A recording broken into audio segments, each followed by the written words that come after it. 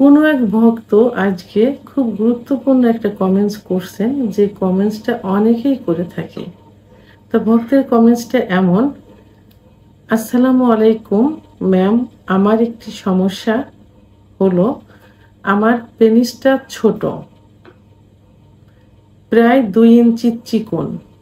তো এখন আমি কি করলে আমার লিঙ্গ 6 প্লাস করতে পারবো, প্লাস মোটা করতে পারবো? এর কোনো উপায় আছে কিনা জানাবেন। দেশের এবং প্রবাসের ভাই বোনদের প্রতি সালাম। আসসালামু আলাইকুম। আমি প্রভাষক ডাক্তার রিক্তা পারভিন, হোমিওপ্যাথি এবং আয়ুর্বেদিক চিকিৎসক। ভক্তের প্রশ্নটা এমন যে তার লিঙ্গটা ছোট এবং মোটা অনলি 2 ইঞ্চি। সে এখন তার লিঙ্গকে 6 ইঞ্চি করতে চায় এবং মোটা করতে চায়। এর কোনো উপায় আছে কিনা? তো এই প্রশ্ন শুধু আমার ভক্তের না, শুধু এই ভক্তের না, আমার অসংখ্য ভক্তের একই প্রশ্ন। সে কম বয়সেরই হোক, আর মধ্যবয়সী হোক এবং বৃদ্ধ হোক, সবারই একটা মনের সুপ্ত বাসনা যে তাদের লিঙ্গ তারা বড় করবে, মোটা করবে। কিন্তু আমি বলবো যে আল্লাহ তাআলা যেভাবে সৃষ্টি করেছেন তার বাইরে কখনোই কিছু করা সম্ভব না। পুরুষের যৌবন শুরু হয় 12 থেকে 13 বছর বয়সে। তো এখানে 14 থেকে 18 বছর বয়স পর্যন্ত লিঙ্গ বড় হয়, 18 থেকে 25 বছর বয়স পর্যন্ত লিঙ্গ মোটা হয়। এর মধ্যে যেটা হবে এটাই সীমাবদ্ধ থাকবে, এর বাইরে কখনোই কিছু করা যাবে না। কিন্তু এর মধ্যে যদি কেউ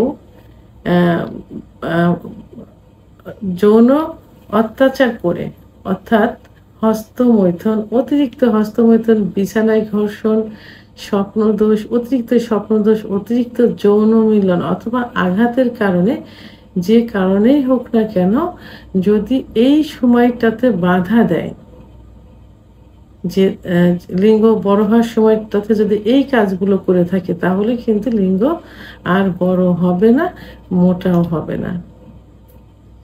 তাহলে এই সময় এই কাজগুলো থেকে দূরে থাকতে হবে।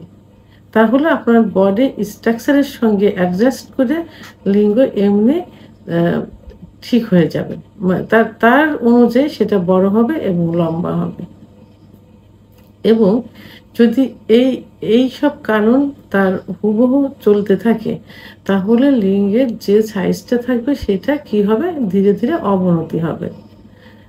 এই যে যৌন অত্যাচারের কারণে যে অবনতিগুলো হয়েছে, লিঙ্গ বড় হতে পারেনি, বাধাগ্রস্ত হয়েছে এবং বড় মোটা ছিল, সেগুলো ধীরে ধীরে আরো কি ছোট হয়ে যাচ্ছে, চিকন হয়ে যাচ্ছে, শিরাগুলো ভেসে যাচ্ছে। যখন নিস্তেজ অবস্থায় থাকে মনে হয় কচ্ছপের মতো ভিতরে ঢুকে যাচ্ছে, আগা মোটা গোড়া চিকন হয়ে যাচ্ছে। এইগুলো যদি হয়ে থাকে, তাহলে চিকিৎসার মাধ্যমে এটা পূর্বের অবস্থায় পুরোপুরি ফিরিয়ে আনা সম্ভব না হলেও কিছুটা ফিরিয়ে আনা সম্ভব। অর্থাৎ ক্ষতিগ্রস্ত লিঙ্গ পূর্বের অবস্থায় ফিরিয়ে আনা সম্ভব, সেটা চিকিৎসার মাধ্যমে। একমাত্র পার্শ্ব প্রতিক্রিয়া মুক্ত হোমিওপ্যাথি চিকিৎসার মাধ্যমে এটা ফিরিয়ে আনা সম্ভব। কিন্তু কোনোভাবেই বিকল্প চিকিৎসা হোক, যে হোমিওপ্যাথি হোক, যে চিকিৎসার মাধ্যমেই হোক না কেন, কোনো চিকিৎসাতেই ভালোটাকে এর থেকে বেশি ভালো করা যাবে না। অযথা দৌড়াদৌড়ি, অযথা অর্থ অপচয়, অযথা চিন্তা করা, সময় লস করা ইত্যাদি করে কোনো লাভ নেই। আল্লাহ তাআলা যেটা দিয়েছেন সেটা নিয়ে আল্লাহর কাছে শুকরিয়া আদায় করতে হবে। এবং যদি নষ্ট হয়ে থাকে, তাহলে নষ্ট কেন হলো সেই কারণগুলো বাদ দিয়ে চিকিৎসা নিতে হবে। পুরাপুরি পূর্বের অবস্থায় ফিরে না আসলে অনেকটা পূর্বের অবস্থায় ফিরে আসবে ইনশাআল্লাহ। ভিডিওটি সম্পর্কে যদি কোনো মতামত থেকে থাকে অবশ্যই কমেন্টসের মাধ্যমে জানাবেন।